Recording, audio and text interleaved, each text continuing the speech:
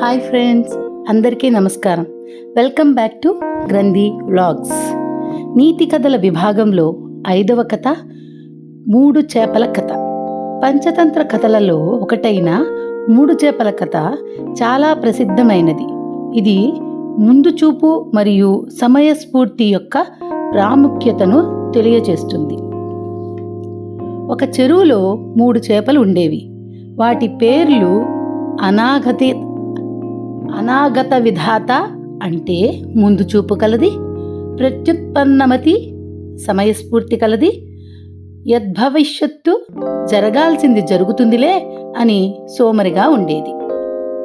ఒకరోజు ఆ చెరువు ప్రక్కన వెళ్తున్న జాలర్లు, ఈ చెరువులో చాలా చేపలున్నాయి, రేపు వచ్చి వీటిని పట్టుకుందాం అని మాట్లాడుకోవడం అనాగత విధాత వింటుంది.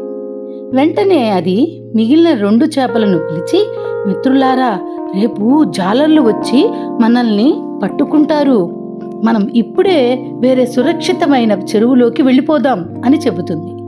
దానికి ప్రత్యుత్పన్నమతి, నేను ఇప్పుడు రాను, జాలర్లు వచ్చినప్పుడు ఏదో ఒక ఉపాయంతో తప్పించుకుంటాను అని అంటుంది.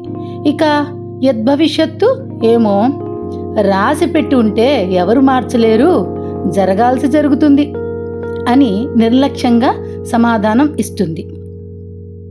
అనాగత విధాత మాత్రం ఆలస్యం చేయకుండా వెంటనే మరో కాలువ ద్వారా వేరే చెరువులోకి వెళ్ళిపోతుంది. మరుసటి రోజు జాలర్లు వచ్చి వల విసిరారు. ప్రత్యుత్పన్నమతి వలలో చిక్కుకుంటుంది.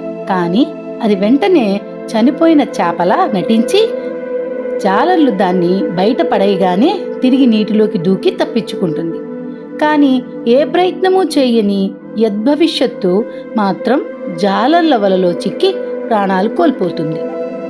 నీతి, ముందు చూపు ఉన్నవారు ఆపద వచ్చినప్పుడు సమయస్ఫూర్తితో ఆలోచించేవారు రక్షించబడతారు. సోమరితనం ప్రాణ సంకటం.